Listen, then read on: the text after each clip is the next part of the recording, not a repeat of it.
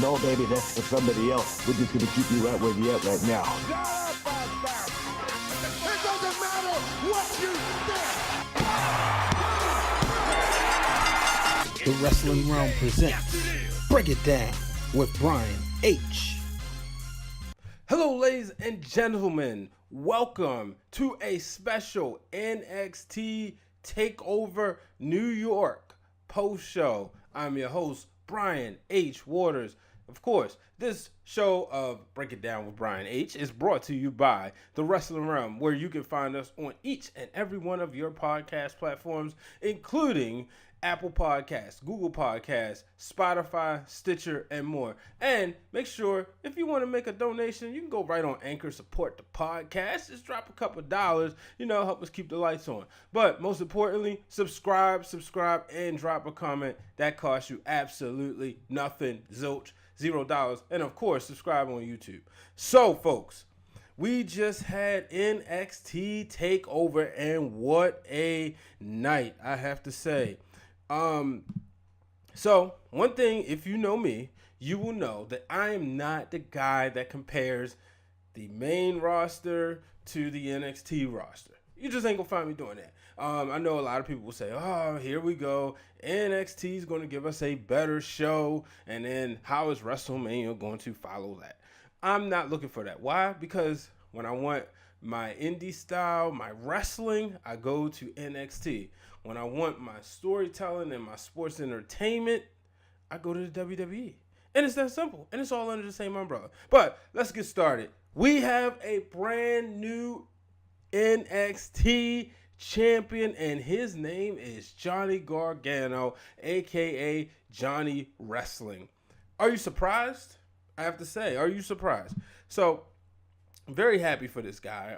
When you look at the story that the WWE was able to tell with him, kind of like a Daniel Bryan-esque guy, a Sami Zayn. Remember when Sami Zayn couldn't get it done, and then he finally did, and then boom, he was beat up by Kevin Owens, and then he lost the title.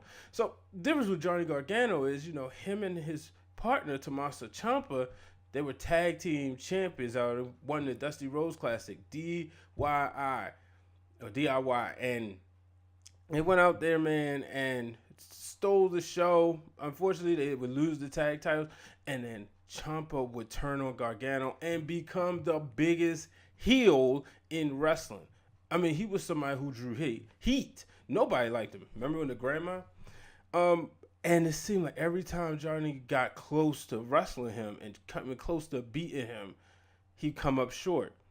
So, but then we saw Gargano become that heel type guy. He was no longer Mr. Nice Guy. Him and Ciampa got back together. Then afterwards, Ciampa tried to pull another fast one on him.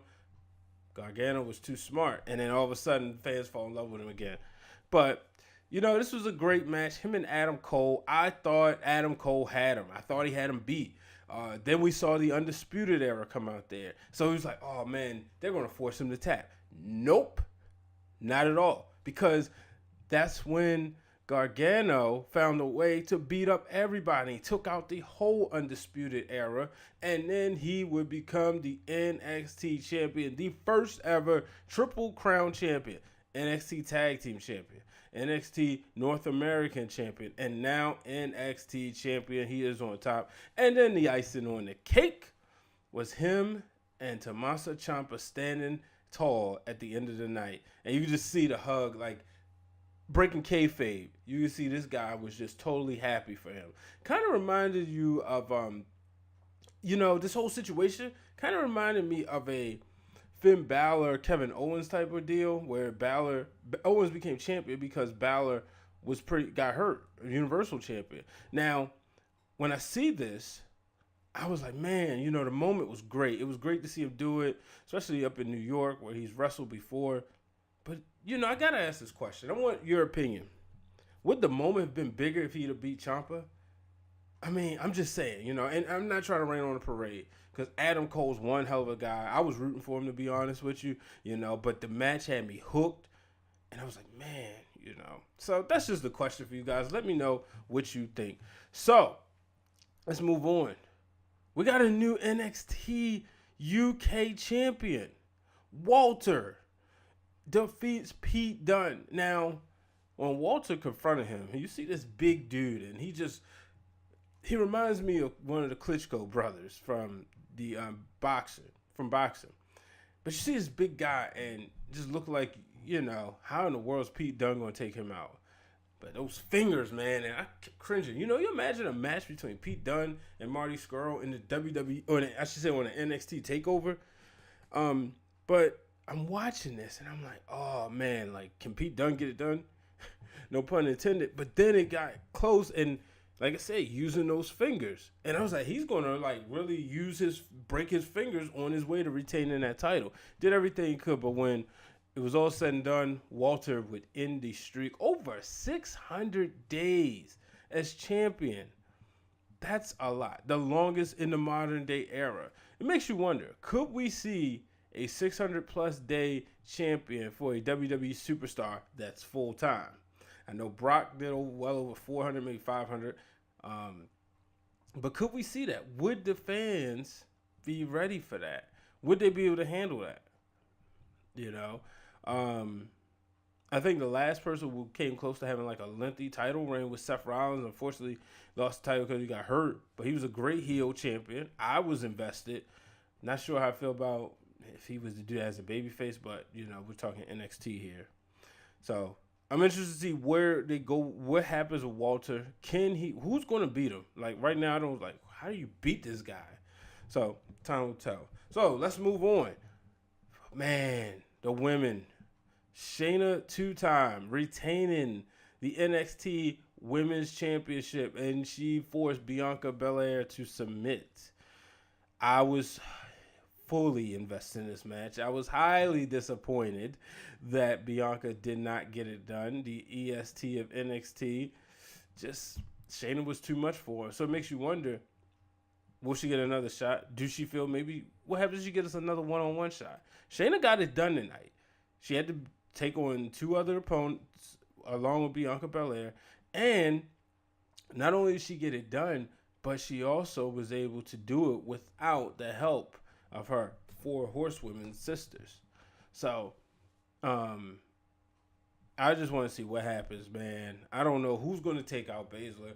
I just knew that tonight was going to be the night for Bianca Belair. I said, all right, when she lost in Phoenix, I said, that's okay. She'll get the title later. Unfortunately, that was not the case. And she tapped out this time. Not like she passed out, which made sense, But, oh, boy. But it was still an incredible match.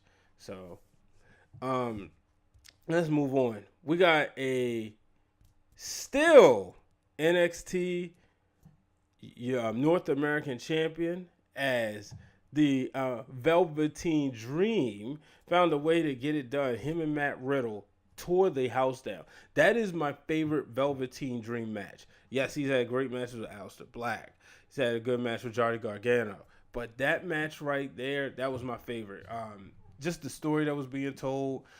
They was, going back and forth, and he was finally he had to figure it out. It wasn't easy.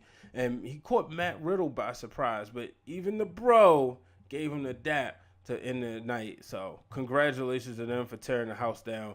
Velveteen Dream is great talent. I want to see where he goes. And when will he challenge Gargano? Because, look, he beat Gargano for the North American Championship. He's going to be coming for that gold because, look, I beat you for this time. Now I want the big belt. And then the opener, I always do my shows backwards, but the opener, we saw Ricochet and Aleister Black just come up short against the War Raiders.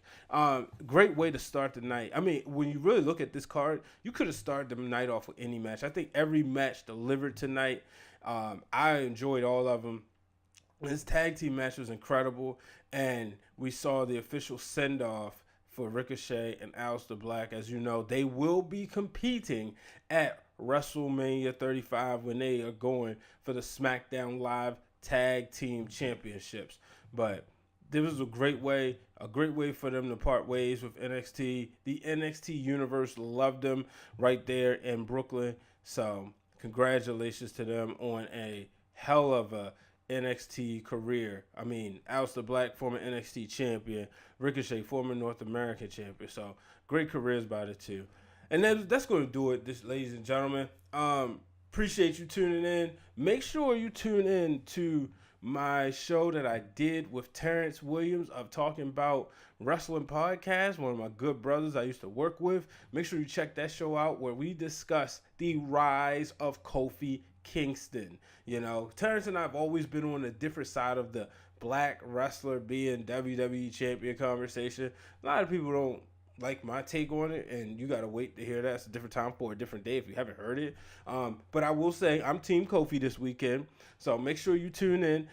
As of now, we're gonna see how long, but right now there is plans to do a show after WrestleMania 35. Now the show might not go over every single match. I ain't gonna lie to you. We got all 16 matches, but we will talk about the new, hopefully, WWE champion, the new, hopefully, WWE Raw Women's Champion and SmackDown Women's Champion, and possibly, hopefully, for some of those who are hoping, new Universal Championship. We will hit the big matches. But, ladies and gentlemen, until the next time, I'm Brian H. Waters. So long, everybody.